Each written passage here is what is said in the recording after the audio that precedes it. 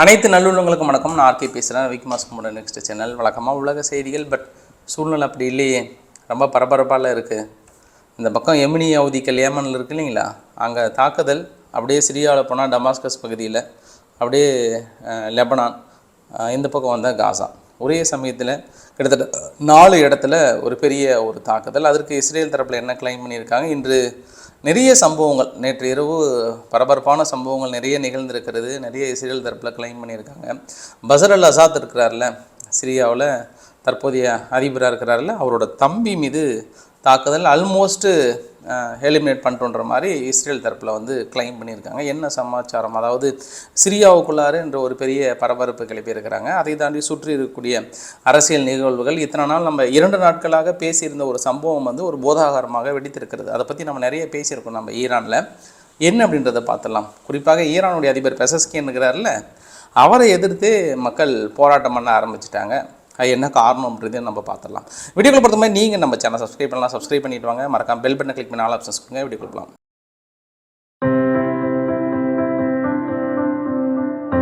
முதல் தகவலே ஒரு fake news ஒன்று சொல்லிடுறேன் நான். குறிப்பாக நேற்று ரவிக்குமார் சோமு சேனலில் ஒரு தகவல் உங்ககிட்ட பரிமாறியிருந்தேன். ஐஆர்ஜிசியோட முக்கிய கமாண்டர், இந்த பக்கம் எமினி ஹவுதிகளோட முகமது அப்துல் சலாம் அவர்களும் இணைந்து ஒரு ஹெலிகாப்டரில் பயணம் பண்ணி இருக்கும்போது விபத்து ஏற்பட்டு விட்டது அப்படின்ற மாதிரிலாம் ஒரு பயங்கரமான ஒரு ஃப்ளாஷ் நியூஸ் போயிட்டுருக்குங்க. ரொம்ப பரபரப்பாக இருக்குது ஈரானு. எல்லா நியூஸ்லையுமே கிட்டத்தட்ட வர ஆரம்பிச்சிருச்சுன்னு சொன்னாங்க. கடைசியில் ஃபைனலைஸ்டாக அது வந்து ஒரு ஃபேக் நியூஸ் அப்படின்ற மாதிரி வந்து சொல்லிட்டாங்க. எல்லாரும் திடகாத்திரமாக நல்ல ஆரோக்கியத்துடன் தான் இருக்கிறாங்க. முகமது அப்துல் சலாம் அவர்கள் வந்து அங்கே போனார், ஆனால் இந்த மாதிரி நிகழ்வு நடக்கலன்ட்டாங்க. இது வந்து எதோட மேட்ச் பண்ணிட்டாங்கன்னா, ஒரு சின்ன பயிற்சி விமானம் ஒன்று விபத்துக்குள்ளாகப்பட்டிருக்கிறது. அந்த பயிற்சி விமானம் விபத்துக்குள்ளாக்கப்பட்டதை இங்கே பெருசாக ஊடகங்கள்லாம் பரவி இந்த மாதிரி வந்துருச்சு. ஸோ இதுலேருந்து நம்மளுக்கு என்ன புரிய வருது அப்படின்னா, இனி ஹெலிகாப்டரில் பயணம் பண்ணாலும் ஏதாவது பண்ணிடுவாங்களா அப்படின்ற ஒரு பதற்றத்தை உருவாக்கி இருக்கிறது இந்த தகவல். இப்போ நார்மலாகவே ஒரு இன்சிடென்ட் வந்துன்னு வச்சுக்கோங்களேன், அதை தொடர்ந்து அதை சார்ந்து இருக்கக்கூடிய தகவல்கள் அப்படியே இந்த செய்தி சேனல்லாம் வந்து பெருசாக பேசுவாங்கள்ல, அந்த மாதிரி தான் இதுவும் பரவி இருக்கிறது. இனி ஈரானுடைய தலைவர்கள் குறிப்பாக ஹெலிகாப்டரில் பயணம் பண்ணுவதற்கு யோசனை பண்ணுவாங்க. ஏன்னா இது ஒரு பக்கம் வதந்தியே ஒரு பக்கம் கிளப்பியிருந்தால் கூட உள்ளுணர்வில் வேறு விதமான ஒரு தாக்கத்தை ஏற்படுத்தியிருக்கும் அப்படின்னு நான் நினைக்கிறேன். இது சம்பவம் நம்பர் 1ன்னு எடுத்துக்கலாம். சம்பவம் நம்பர் 2, ஃபர்ஸ்ட் நம்ம ஈரான்கிட்ட இருந்தே ஸ்டார்ட் பண்ணிடலாம். காரணம் என்ன அப்படின்னா, பெசஸ்கியன் அவர்கள் வந்து பெரிய அளவுக்கு, அதான் ஈரானுடைய அதிபர் இருக்கிறார்ல, அவர் வந்து பெருசாக அவர் தாக்கல் நடத்துவதற்கு அவர் அதிகாரங்கள் கொடுக்க மாட்டேன்றாரு. ஆனால் ஐஆர்ஜிசியோட கமாண்டராக இருக்கட்டும், அயதுல்லா காமேனி அவர்களோட விருப்பம் கூட நம்ம பதில் தாக்குதலை நிகழ்த்த வேண்டும் என்று தான் அவர் மனசார விரும்பி இருக்கிறாரு. இடையில கூட அவர் அதுதானே சொல்லியிருக்கிறார், கண்டிப்பாக நம்ம அன்ஆன்சர் பண்ணாமல் போகக்கூடாது, கண்டிப்பாக ஆன்சர் பண்ணணும், இஸ்ரேல் மீது தாக்குதலை தொடுக்கணும் அப்படின்ற மாதிரிலாம் அவர் விரும்பி இருக்கிறாரு.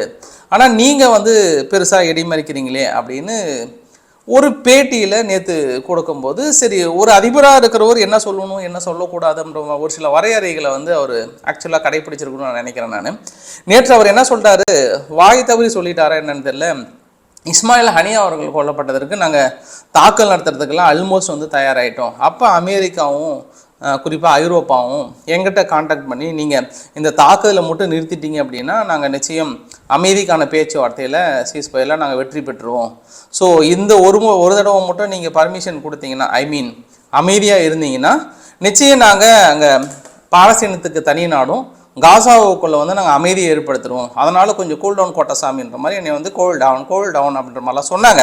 நானும் கொஞ்சம் அமைதியாகிட்டேன். பட் ஆனால் இன்றைக்கி வந்து என்கிட்ட பொய் பேசிட்டாங்க அப்படின்ற ஒரு தகவலை நீங்கள் பேட்டியில் சொல்லும்போது, இது ஈரானுடைய மக்களோட உணர்வுகள் அந்த இடத்துல எப்படி இருக்கும் இல்லையா? ஒரு சிவப்பு கொடியை ஏற்றி மக்கள் அப்படி வெறியாக்கி, குறிப்பாக செய்தியாளர்கள் நம்மளை கூட தூங்க விடல. ஆஹா, ஈரான் வந்து சிவப்பு கொடி ஏற்றி விட்டார்கள், இனி சம்பவம் துவம்சம் பண்ணி தூளாக்கப் போகிறார்கள், அப்படி இப்படின்னு சொல்லிட்டு பயங்கரமான ஒரு போர் பயிற்சிகள், எந்த விமானமும் பறக்கக்கூடாது, பயங்கரமாக அப்படி இப்படின்னு. அப்போ அந்த சூழ்நிலையை நம்ம அதை உணர முடியாது. அந்தளவுக்கு ஒரு சூழ்நிலை இருந்தது இல்லையா? அப்போ மனுஷன் பொசுக்குன்றைக்கு பேட்டியில் எப்படி சொல்லிட்டாரு, என்னை வந்து ஏமாற்றிட்டாங்க. எனக்கு நிறைய ப்ரெஷர் இருந்ததுங்க. அதிபர்ன்ற பாருங்க, ஐஆர்ஜிசியோட கமாண்டர் எனக்கு ப்ரெஷர் கொடுத்தது உண்மைதான், எல்லாமே கொடுத்தாங்க தான். பட் நான் தான் இல்லை நம்ம திருப்பி தாக்குதல் நடத்தணும் அப்படின்னா அது ரீஜனல் யுத்தமாக மாறி பொருளாதார இழப்புகளை சந்திக்கும். அதை தாண்டி நம்முடைய வாழ்நாள் நோக்கம் என்ன, காசாவிற்கு தனிநாடுக்கான கோரிக்கை, பாலஸ்தீன தனிநாடுக்கான கோரிக்கை, இது எல்லாமே நம்ம நிறைவேற்றின நம்ம நோக்கம். அப்போ இந்த இடத்துல ஈடுபட்டு இருக்கு இல்லையா, அதனால நம்ம தாக்குதல் நடத்ததை நிறுத்தி விடலாமே அப்படின்றதுக்காக பண்ண பொய் சொல்லிட்டாங்க பாஸ் அப்படின்னு ஒரு அதிபர் சொன்னோடனே நேற்று இரவே அதிபர் மாளிகை வெளியில் பயங்கரமான ஒரு போராட்டம். பெசஸ்கியன் அவர்களே ரிசைன் பண்ணுங்கள், தாக்குதலை நடத்துங்க, டெத் ஆஃப் அமெரிக்கான்னு சொல்லிட்டு வெளியில் போராட்டம் பண்ண ஆரம்பிச்சிட்டாங்க. ஸோ ரொம்ப நாள் சந்தேகப்பட்டது திடீர்னு ஒரு தனது வாயால் இப்படி சொன்ன உடனே நீங்களே ஒரு இமேஜின் பண்ணி பாருங்களேன், இந்த இடத்துல என்ன மாதிரியான ரியாக்ஷன். இன்னும் அடுத்த வரக்கூடிய 2 நாட்களில் மேபி ஒரு அதிபர் பதவியை ரிசைன் பண்ணிடுவாரான்ற அளவுக்கெல்லாம் அங்கே போராட்டம் வெடித்திருக்கிறது. நம்பியிருக்கிறார் பாரு, அமெரிக்காவுடைய பேச்சையும் ஐரோப்பானுடைய பேச்சையும் நம்பி இருக்கிறார். அப்படின்னா இவர் இன்னும் உலக அரசியல் தெரியாத ஒரு அதிபராக வந்திருக்கிறார் அப்படின்றதுல தெளிவாக புரியுது. ஸோ பொறுத்திருந்து பார்க்கலாம். நிறைய ஏற்கனவே அப்படின்னா அரசல் புரசலாக செய்தி வந்துட்டு இருக்கு. இவர் கொஞ்சம் கொஞ்சமாக வார் நடத்தக்கூடாது, செய்யக்கூடாதுன்ற அடிப்படையில் இஸ்ரேலுக்கு சாதகமான முடிவுகளை எடுக்கிறாரோ அப்படின்ற ஒரு தயக்கம் இல்லை, பேச்சு அடிபட்டிருக்கிற இந்த சமயத்தில் இவராக ஒரு வாயால் சொன்னது பெரிய விஷயம், பேசு பொருளாக இருக்கிறது. சரி, அதை விட இன்னொரு மிக முக்கியமான தகவல் இருந்தாலும் ஒரு வார்த்தை லைட்டாக பிட்டை போட்டு போயிடலான் இருக்கேன். சரி, ஓகே. அப்போ தான் இஸ்மாயில் ஹனியா அவர்கள் படுகொலை செய்யப்பட்டதுக்கு நீங்கள் அமைதி ஏற்பட்டுன்னு தாக்கல் நடத்தலை. இப்போ உங்களுடைய கமாண்டர்லாம் சிரியாவில் தாக்கல் நடத்தியிருக்காங்களே, இப்போ ஏன் நீங்கள் எந்த முடிவும் எடுக்கலை? அதுக்கு ஒரு கேள்விக்குறியை போட்டுட்டு நம்ம உள்ளே போயிடலாம். நெக்ஸ்ட் என்ன, இஸ்ரேல் குறிப்பாக எமினி அவதிகள் மீது ஒரு தாக்கல் நடத்தினாங்க இல்லையா, அந்த தாக்குதலில் குறிப்பாக 12 போர் விமானங்களை பயன்படுத்தியிருக்காங்க, F-35. ஒரு 20 இலக்குகளை டார்கெட் வைத்திருக்காங்க. அந்த எண்ணெய் ஸ்டோரேஜ் நிறைய இடத்துல பாதிப்பு ஏற்பட்டிருக்கு. பட் இந்த தடவை எமினி அவதிகள் என்ன சொல்கிறாங்கன்னா, உங்களால் சேதாரம் மட்டும்தான் ஏற்படுத்த முடியும், நாங்கள் மக்களை உஷார்படுத்திட்டோம் அப்படின்னு சொல்லிட்டு பதிலுக்கு ஒரு ரெட் அலர்ட் கொடுத்துட்டாங்க. டெல் அவீவில் இருக்கிற மக்களே வெளியேறி விடுங்கள், உங்கள் உயிருக்கும் உத்தரவாதத்துக்கும் நாங்கள் பாதுகாப்பு கொடுக்க முடியாது, முடிஞ்சது. இனி இஸ்ரேலினுடைய கதை முடிஞ்சது, அடுத்த 2 மணி நேரத்தில் என்ன நிகழ்கிறது என்று பாருங்கள், செலோ அப்படின்ற மாதிரிலாம் மிகப்பெரிய உத்தரவு கொடுத்துருந்தாங்க எமினி அவதிகள் சார்பாக ஆன்சர் அல்லா அவர்கள்.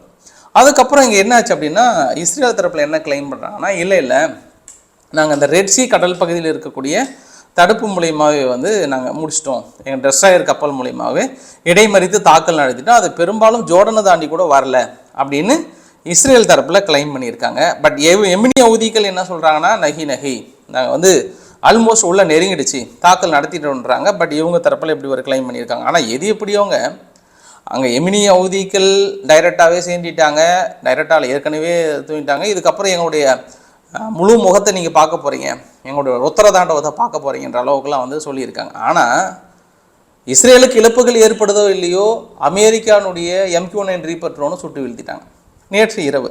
அந்த சம்பவம்லாம் முடிஞ்சதுக்கப்புறம், அதாவது இது எப்படி இருக்குன்னு வச்சுக்கோங்களேன், நேரடியாக இஸ்ரேல் அடிக்கிறாங்க, கோவத்தில் என்னையாப்பா அடிக்கிறன்ற மாதிரி அமெரிக்கா ஆயுதங்கள் கொடுக்குறாங்க, பின்புலமாக இருக்காங்க, உளவு தகவல் கொடுக்குறாங்க, ரைட்டு. ஆனால் MQ-9 ரீப்பர் ட்ரோன் இது 11வது ட்ரோனு கிளைம் பண்ணியிருக்காங்க. எத்தனை? 11வது ட்ரோனு. அப்ராக்சிமேட்டாக 32 மில்லியன் பக்கம் சொல்கிறாங்க. ஒரு 10,000 கோடிக்கு மேலே கிட்டத்தட்ட ஆல்மோஸ்ட் இந்த வரைக்கும் லாஸ் அப்படின்ற மாதிரி சொல்லியிருக்காங்க. அமெரிக்கா மிச்சமாக கூட சொல்லியிருக்காங்க.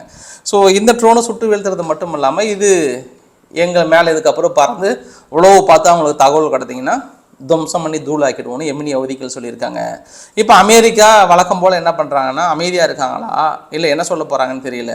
இப்போ இது எப்படி இருக்குன்னா, யாராவது ஒரு நாடு கோவம் வந்துச்சுன்னா போதும், MQ-9 ரீப்பர் ட்ரோனை மேலே பறக்குதாப்பா, அதை சுட்டுரு அப்படின்ற மாதிரி தான் இப்போதைய நிலைமை இருக்கிறது. சரி, அங்கே சம்பவம் முடிஞ்சதுக்கப்புறம் நேராக இந்த பக்கம் கீழே வந்தோம் அப்படின்னா, நேற்று ஹெஸ்புல்லா மிகப்பெரிய கிளைம் பண்ணியிருக்காங்க. அதாவது ஜோவ்லியன் அப்படின்னு சொல்லுவாங்க, அதாவது மிலிட்டரி பேஸ் எய்ஃபான்ற பக்கத்தில் மிலிட்டரி பேஸ் மீது நாங்கள் ஒரு தாக்கல் நடத்தியிருக்கோம், நிச்சயம் பெரிய இழப்புகளை சந்தித்திருப்பாங்க இஸ்ரேல் அப்படின்னு கிளைம் பண்ணியிருக்காங்க. ஏன்னா நேற்றைய பதிவுகளில் விழுந்து வெடித்த ஒரு சில வீடியோ பதிவுகளும் வந்திருக்கிறது. நான் முடிஞ்சால் நான் டெலகிராமில் போடுறேன். அது மட்டும் இல்லை, அப்பர் கேலின்னு சொல்லுவாங்க, அதாவது கோலனைட்ஸ் பக்கத்தில் 2-3 பகுதியில் அந்த பொது வெளியில் ஒரு இடத்துல விழுந்து வெடித்து தான் சொல்கிறாங்க. அது ஈராக் ரெசிஸ்டன்ஸ் கிளைம் பண்ணுறாங்க. ஆனால் டெல் அவீவில் விழுந்து வெடித்ததா இன்ன வரைக்கும் கிளைம் பண்ணல. அப்போ எமினி அவதிகள் லாங் ரேஞ்ச் மிசைல்ஸ் நடத்தினதை சுட்டு வீழ்த்திட்டாங்க அப்படின்றது தெரியுது. நம்ம நேற்று இஸ்ரேல் முழுவதும் கொஞ்சம் பரபரப்பாக தான் இருந்தாங்க. நிறைய அந்த எல்லா இடத்துலையுமே அவங்க பதுங்கு குழிகள் அமைச்சிருக்காங்க. இந்த மாதிரி சைரன் ஒழிச்சுதுன்னா மக்கள் உள்ளே ஓடிடுவாங்க. நேற்றையை பொறுத்த வரைக்கும் கடந்த 2-3 நாட்களாகவே கொஞ்சம் மக்கள் பங்கரில் போகிறது, வெளியே வந்து செலிப்ரேட் பண்ணுறது, திரும்பி உள்ளே ஓடுறது, இந்த மாதிரியான சூழ்நிலையே தொடர்ந்து காணப்படுகிறது. குறிப்பாக ஒட்டுமொத்தமாக நம்ம அனலைஸ் பண்ணோம் அப்படின்னா டெல்லவியூவில் ரொம்ப சைரன் வந்து ரெட் சைரன் ஒழித்திட்டே தாங்க இருக்குது. இது அங்கே இருக்கக்கூடிய சம்பவம். சரி, இப்போ ஏமன் மீது நடத்தப்பட்ட தாக்குதலை இஸ்ரேல் தரப்பில் என்ன விளக்கங்கள் கொடுக்குறாங்க அப்படின்னா, இது வந்து அட்டாக்னு நீங்கள் எடுத்துக்காதீங்க, இது எங்களோட ஆக்ஷன், இது எங்களோட ஆக்ஷன், இதுக்கப்புறம் இன்னும் எங்களோட மோசமான ஆக்ஷன்லாம் நீங்கள் பார்க்க போகிறீங்க, காத்திருங்கள் அப்படின்ற ஒரே ஒரு மெசேஜ் அவங்களுடைய டிஃபென்ஸ் சார்பாக சொல்லியிருக்கிறாங்க. ஸோ இனி அந்த இடத்துல பார்த்துக்கலாம். பெய்ரூட்டில் குறிப்பாக P-8 பொசைடன்ற அமெரிக்கானுடைய ட்ரோன் வந்து மேலே பறந்து பெரிய தகவல்களை 2-3 நாட்களாக சேகரிச்சுட்டே தாங்கிறாங்க. தொடர்ந்து ஒவ்வொரு தினமும் இரவு 7 to 8 மணிக்குள்ளார அவங்க டைமில் ஏதாவது ஒரு சம்பவத்தை வந்து நிகழ்த்திட்டே இருக்காங்க லெபனானுக்குள்ளார. நேற்று மட்டுமே எத்தனை ஸ்ட்ரைக் வந்து 120 ஸ்ட்ரைக் வந்து கிளைம் பண்ணியிருக்காங்க. 105 பேர் இறந்து போனதாகவும் 350 பேர் பக்கம் இன்ஜூர்ட் ஆனதாகவும் சொல்கிறாங்க. ஒவ்வொரு பகுதி ஹெர்மல் அப்படின்ற பகுதியில் 33 பேரும், சைதா அப்படின்ற ஒரு பகுதியில் 32 பேரும், சவுர் டிஸ்ட்ரிக்ட்னு சொல்லுவாங்க அதில் 16 பேரும், பீகா வேலின்னு சொல்லுவாங்க அதில் 9, நபாட்டியான்றவில் 7, பின் ஜெபில் அப்படின்ற 5, கோபரியல் அப்படின்ற பகுதியில் 3, இது மாதிரி பிரித்து எல்லா ஏரியாவிலும் இத்தனை பேர் இருந்திருக்காங்க. இது எல்லாமே இன்ஜூர்டு, காயமடைந்தவங்களும் இப்போ நிறைய பேர் வந்து இருப்பதாக சொல்கிறாங்க. ஆனால் நேற்று ஒரு டிஃப்ரெண்ட்டான நியூஸ் என்ன அப்படின்னா, இந்த வாரில் பங்கு பெறல, ஹெஸ்புல்லா வாரில் இன்ன வரைக்கும் பங்கு பெறாத ஒரு நபர்கள் மீது, ஒரு அமைப்பு மீது ஒரு தாக்கல் நடத்தியிருக்காங்க. எந்த அமைப்பு அப்படின்னா, அது வந்து the popular front of liberation of Palestine, PFLP அப்படின்னு சொல்லுவாங்க. இவங்க மீது பெய்ரூட்டில் தாக்கல் நடத்தியிருக்காங்க. அது இந்த தாக்கல் நம்ம எப்படி எடுத்துக்கலாம்னா, வழக்கமாக பங்கர்ஸ் கடியிலையும் மற்ற இடத்துல தான் இருப்பாங்க. பட் இது வந்து ஒரு கட்டிடத்தின் மேல் மாடியில் இருந்திருக்காங்க. கரெக்டாக அந்த மேல் மாடி மட்டும் தாக்கல் நடத்தியிருக்காங்க, கீழே அவ்வளோவா நடக்கலை. அப்போ எக்ஸாக்டாக இவங்களோட லொக்கேஷன் தெரிஞ்சு தான் வந்து தாக்கல் நடத்தியிருக்காங்க. ஆனால் இவங்க இது வரைக்கும் ஹெஸ்புல்லானுடைய யுத்தத்திலேயோ வேறு இடத்துலையும் பங்கு பெறல. ஆனால் காசாவுக்கான தனிநாடுக்கான கோரிக்கைகளையும், காசாவுடன் இணைந்து நாங்கள் போரிடும் தயாராக இருக்கோம், ஹமாஸுக்கு எங்களுடைய முழு ஆதரவு அப்படின்னு சொல்லியிருந்தா கூட, சமீபத்திய நிகழ்வுகள் ஹெஸ்புல்லா வந்து இஸ்ரேலுக்குள்ளே நடத்தப்பட்ட தாக்குதலில் இவங்களுடைய பங்கு இருக்கான எங்களோட பங்குகள் இல்லை. இவங்க முழுக்க அங்கே பக்கம் தான் இருந்தாங்க. பட் என்ன சொல்ல வராங்க அப்படின்னாங்கன்னா, இவங்களோட இணைந்த மற்ற இயக்கங்கள் மீதும் நாங்கள் கிட்டத்தட்ட முடிக்க போகிறோம் அப்படின்ற மாதிரி தான் நம்ம இஸ்ரேலினுடைய நியூஸை இதை எடுத்துக்கலாம். ஸோ இந்த ஒரு நியூஸ் மட்டும் இல்லாமல் இன்னொரு நியூஸுமே வந்து ரொம்ப ஷாக்கிங்காக இருந்தது. என்ன அப்படின்னா, நீங்கள் பார்க்குறீங்களா, இவர் யார் அப்படின்னா, இந்த general secretary of Jamal al Islamiya Sheikh Mohammed Dakkous. So இவரை வந்து நேற்று இரவு பெய்ரூட்டில் குறிப்பாக நாங்கள் எலிமினேட் பண்ணியிருக்கோம், ஆல்மோஸ்ட்டு முடிச்சிட்டோம்ன்ற மாதிரி சொல்லியிருக்காங்க. இவருமே ஹெஸ்புல்லாவுக்குன்னா இது ஒரு தனிப்பட்ட அமைப்பில் வந்து கொண்டிருக்காங்க. ஸோ அடுத்தடுத்து இஸ்ரேல் என்ன நினைக்கிறாங்க அப்படின்னாங்கன்னா, இதுக்கப்புறம் லெபனானுக்குள்ளார எந்த இயக்கங்களும் வந்து இருக்கக்கூடாதுன்ற முடிவில் தெளிவாக இருக்காங்க.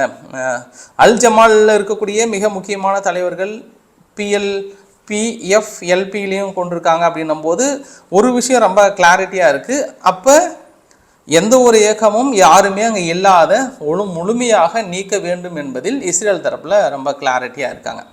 அப்போ நம்ம இன்னொரு விஷயத்தை கூட பார்த்துடலாம். நேற்று ஊடகங்கள் அடிப்படையில் இல்லை ஹெஸ்புல்லானுடைய அமைப்பில் சேஃப் அல்டின்னு சொல்லுவாங்க, இவரை வந்து ஆல்மோஸ்ட் கிட்டத்தட்ட அடுத்த கட்ட தலைவராக வந்து சொல்லியிருந்தாங்க. பட் என்ன இப்போ மறுபடியும் சொல்கிறாங்கன்னா, உறுதிப்பட சொல்லலை, இன்னும் வந்து அடிபட்டுகிட்டே இருக்குது. ஒன்று அவர் அப்படின்னா குவாசம், இவங்க 2 பேரில் யாருன்னா ஒருத்தர் வந்து தலைவராக நிற்பதற்கு வாய்ப்புகள் இருக்குதுன்னு சொல்லிட்டு திடீர்னு இந்த செய்தியை வந்து பின்வாங்குறாங்க. பின்வாங்குவதற்கு ஊடகங்கள் என்ன சொல்கிறாங்கன்னா, மேபி தலைவர் பொறுப்பாக அனௌன்ஸ் பண்ணுறவர் ரொம்ப சேஃப் அண்ட் செக்யூர் பிளேஸில் நிலைநிறுத்திட்டு அதுக்கப்புறம் நம்ம அனௌன்ஸ் பண்ணுன்ற முடிவில் ஹெஸ்புல்லா தெளிவாக இருக்காங்க அப்படின்னு சொல்லியிருக்காங்க. ஏன்னா தொடர்ந்து நடத்தப்படுகிற நிகழ்வுகள்லாம் பார்த்தோம் அப்படின்னா நம்மளுக்கு அப்படி தான் புலப்படுகிறது அல்லவா. சரி, ஏன்னா இஸ்ரேல் சொல்லிட்டாங்களே, அடுத்த கட்ட தலைவர் இல்லை, திரும்பி நீங்கள் தலைவரே இல்லாத அளவுக்கு நாங்கள் ஆக்க போகிறோம், ஒட்டுமொத்தமாக முடிக்க போகிறோம்னு சொல்லும்போது கொஞ்சம் யோசனை பண்ணுறாங்க. அதனால் அவசரப்பட்டு செய்திகளை வெளியிட வேண்டாம் யார் அடுத்த கட்ட தலைவர் என்று. ஆனால் நிச்சயம் அடுத்தடுத்த தலைவர்களை நாங்கள் உருவாக்க போகிறோம்னு ஈரானுடைய IRGCனுடைய கமாண்டர் வந்து இதை சொல்லியிருக்கிறார். திங்கட்கிழமை இன்று இறந்து போன நசரல்லா அவர்களுடைய இறுதி ஊர்வலம் இன்று நடைபெறுவதாக அனௌன்ஸ் பண்ணியிருக்கிறாங்க அதிகாரப்பூர்வமாக. ஒட்டுமொத்தமாக பெய்ரூட்டில் இருந்து மட்டும், ஒட்டுமொத்தமாக லெபனானில் இருந்து மட்டும் 1,16,000 பேர் வந்து அகதிகளாக வெளியேறி இருக்கிறார்கள். சொந்த நிலங்களை விட்டு, சொந்த மண்ணை விட்டு அகதிகளாக வெளியேறி இருக்கிறார் அப்படின்ற மாதிரி சொல்லியிருக்காங்க. நேற்று 2 நிகழ்வு, ஒன்று வந்து காசாவுக்குள்ளார ஒரு பள்ளிக்கூடத்தின் மீது நடத்தப்பட்ட தாக்குதலில் நிறைய குழந்தைகள் இறந்ததாக வந்து சொல்லப்படுகிறது. நான் அந்த வீடியோ ஷேர் பண்ணல, ஏன்னா கொஞ்சம் ஒரு இருந்தது, அதனால் ஷேர் பண்ணல.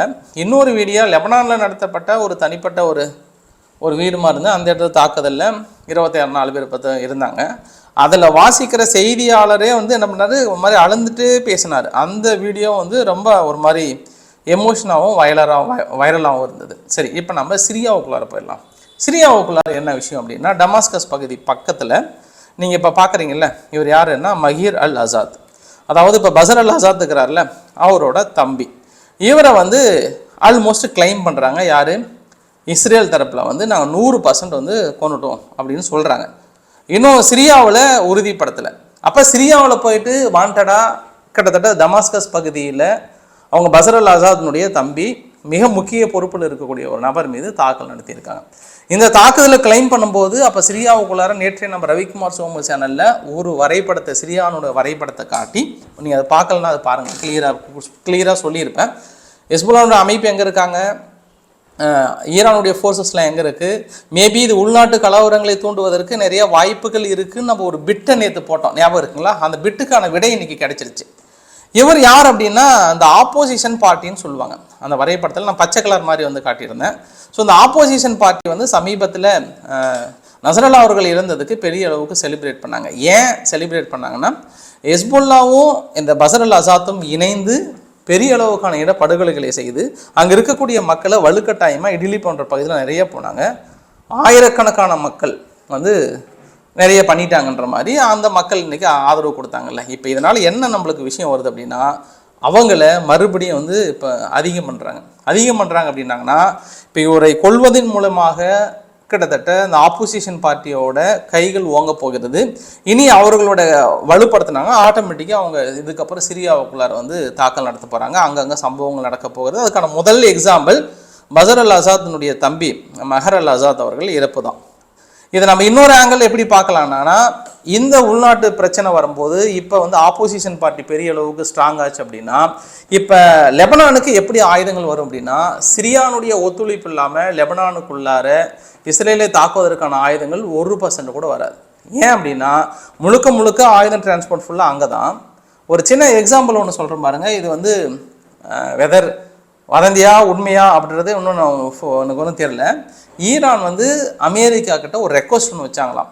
இந்த மாதிரி நசரல்லா அவர்களோட இறப்பு வந்து நாங்கள் முறைப்படி எங்கள் நாட்டில் வந்து இறுதி ஊர்வலம் நடத்துகிறோம், இறுதி அஞ்சலி செலுத்துகிறோம். ஸோ அதனால் ஒரு இஸ்ரேல்கிட்ட பர்மிஷன் வாங்கினீங்கன்னா நாங்கள் அந்த இறந்த உடலை வந்து நாங்கள் எங்கள் நாட்டுக்கு கொண்டு வந்துடுறோம், எங்களுடைய விமானங்களையோ இல்லை ஹெலிகாப்டரையோ இறக்குவதற்கு பர்மிஷன் வாங்கி கொடுங்கன்ற மாதிரி கேட்கப்பட்டதாகவும் அதுக்கு இஸ்ரேல் வந்து மறுத்ததாகவும் சொல்லப்படுகிறது. இல்லை அதையும் மீறி இப்போ கொண்டு போய் சேர்த்துருக்காங்களா என்னன்னு தெரியல. அப்போ ஒரு விமானம் பறப்பதற்கோ ஒரு ஹெலிகாப்டர் பறப்பதற்கோ இப்போ பர்மிஷன் வாங்க வேண்டிய சூழ்நிலை இருக்குது. எந்த நேரத்தையும் சுட்டு வீழ்த்திடுவாங்கன்ற ஒரு பதற்றம் ஏற்படுகிறது. அப்போ விமானத்தில் கொண்டு போயிட்டு இதுக்கப்புறம் ஃப்ரீயாக லெபனானில் இறக்க முடியாது, தரை வழியில் தான் கொண்டு போய் சேர்த்தணும். ஆல்ரெடி சிரியாவில் இருக்கக்கூடிய அந்த என்ட்ரன்ஸ் பகுதி எல்லாமே ஆல்மோஸ்ட் அடித்து நொறுக்கிட்டு இருக்காங்க இஸ்ரேல் தரப்பில். இப்போ சிரியாவுக்குள்ளாரையும் இந்த மாதிரியான முக்கியமான நபர்களை தூக்கிட்டு ஆப்போசிஷன் பார்ட்டியை வந்து கொஞ்சம் ஸ்ட்ராங் பண்ணிட்டாங்க அப்படின்னாங்கன்னா, அப்போ ஆயுதங்கள் உள்ளே வராது, ஈஸியாக இருக்கிற ஆயுதங்களை ஒழிச்சிட்டா போதும், நம்ம ஹெஸ்புல்லா வந்து தனது கட்டுப்பாட்டுக்குள்ளே கொண்டு வந்துடலாம், ஃபுல்லாக பலவீனப்படுத்திடலாம் அப்படின்ற ஒரு எண்ணத்தில் இந்த ஒரு நிகழ்வாக நம்ம பார்க்கலாம். ஸோ பொறுத்திருந்து பார்க்கலாம். பட் இது எல்லா நிகழ்வுகளுக்கும் நம்ம ஒரு முற்றுப்புள்ளி வைக்கணும் அப்படின்னா, அமெரிக்காவுடைய வெள்ளை மாளிகையினுடைய செய்தி தொடர்பாளர் ஜான் கிர்பி அவர்கள் வந்து போதும், தாக்குதலை நிறுத்தி விடுங்கள். ஆனால் இஸ்ரேல் வந்து மிக அற்புதமான காரியங்களை செய்திருக்கிறது. மிக அற்புதமான காரியம். தேவைப்படுகின்ற நாட்டுக்கு தேவையில்லாத தீவிரவாதிகளை கொன்று குவித்து விட்டார்கள், போதும். இதுக்கப்புறம் லெபனான் மனசு வச்சது அப்படின்னா அமைதி ஏற்படுத்தலாம், ஆனால் அமைதிக்கான ஒத்துழைப்புக்கு வாங்க, சீஸ்ஃபயர் கொண்டு வாங்க அப்படின்னு ஒரு ரெக்வஸ்ட் கொடுத்துருக்காங்க. எப்படி அந்த பக்கம் ஃபுல்லாக தூண்டுற மாதிரி தூண்டிட்டு இந்த பக்கம் வந்து நீங்கள் அமைதி வந்துடும் அப்படின்னா ஹெஸ்புல்லா தரப்பில் எப்படி ஒத்துப்பாங்க? நிச்சயம் அவங்க வந்து ஒத்துக்கவே மாட்டாங்க. ஆனால் அதை தாண்டி லெபனானுடைய பிரைம் மினிஸ்டர் நாங்கள் அமைதியை விரும்புகிறோம், கிட்டத்தட்ட அமைதிக்கான பேச்சுவார்த்தையில் நாங்கள் அமெரிக்கா கிட்ட பேச போகிறோம் அப்படின்றத உறுதிப்படுத்தியிருக்காங்க. அதையும் நோட் பண்ணிக்கோங்க. இனி லெபனான்லையும் பிரச்சனை வருவதற்கான நிறைய வாய்ப்புகள் இருக்குது. நேற்று இல்லை, ஐநாவில் சொல்லப்பட்ட ஒரு வார்த்தைக்கு சுற்றி இருக்கக்கூடிய நாடுகளே இஸ்ரேலுக்கு எதிர்ப்பு தெரிவிப்பதாக சொல்லியிருக்காங்க. என்ன அப்படின்னா, என்னை சுற்றி இருக்கக்கூடிய நாடுகள், இஸ்ரேலை சுற்றி இருக்கக்கூடிய நாடுகள் எல்லாருமே வந்து எதிரிகளாக இருக்காங்க. அப்படின்னும் போது நாங்கள் இந்த மாதிரி நடவடிக்கைகள் எடுத்து தான் ஆக வேண்டும் அப்படின்னு சொன்ன உடனே ஜோர்டனுடைய ஃபாரின் மினிஸ்டர் வந்து திடீர்னு மனசு அப்படியே போனார், மைக்கை வந்து பிடிச்சாரு. மைக்கை வந்து பிடிச்சிட்டு எங்களெல்லாம் எதிரியாக நீங்கள் பாவிக்கிற நாங்கள் உங்களுக்கு எத்தனை நாள் சப்போர்ட் பண்ணியிருக்கோன்றதை மனசில் வைத்திருக்கக்கூடாது. 53 அரபு நாடுகளோட அமைதி இல்லாமல் போனதுக்கு காரணம் நீங்கள் ஒற்றை நாடு தான், எங்களுக்குள்ள கலவரத்தை ஏற்படுத்தியது நீங்கள் தான். இதுக்கப்புறம் நாங்கள் அமைதி ஏற்படணும், நாங்கள் விரும்பினாவே போதும், நீங்கள் ஆட்டோமேட்டிக்காக அங்கே கிடைச்சிடும், அதை மனசில் வச்சுக்கோங்க, நாங்கள் ஒன்றிணைய போகிறோம் அப்படின்ற மாதிரி வந்து சொல்லியிருக்காங்க. மைக்கு கிடைச்சதுன்றதுக்காக சொன்னாரா இல்லை நிஜமாவா என்னன்னு தெரியல.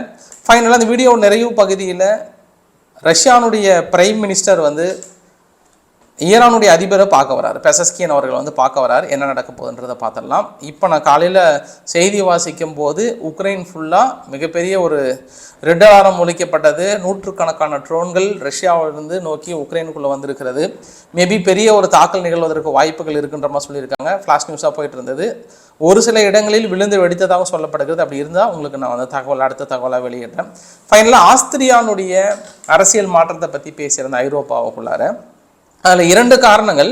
ஃபார் ரைட் விங்கோட முக்கிய கொள்கையை வந்து ரீஇமிகிரேஷன், அந்த அகதிகளை நாங்கள் மறுபடியும் வெளியேற்றுறோம் அப்படின்னு சொல்கிறது. ஸோ சமீப காலமாக ஐரோப்பாவில் மிகப்பெரிய அளவுக்கு ஆட்டி படிக்கிற ஒரு விஷயங்கள் என்ன அப்படின்னா, அகதிகளுக்கு எதிரான எந்த ஒரு கட்சி நிலைப்பாடு எடுக்கிறதோ அந்த கட்சியை வந்து பெரிய அளவுக்கு ஜெயித்திருக்கிறதுன்ற ஒரு நிலைப்பாடு ஃபார் ரைட் விங் வந்து ரொம்ப நிலைநாட்டுறாங்க அப்படின்ற ஒரு விஷயம் ரொம்ப கிளாரிட்டியாக இருக்குது.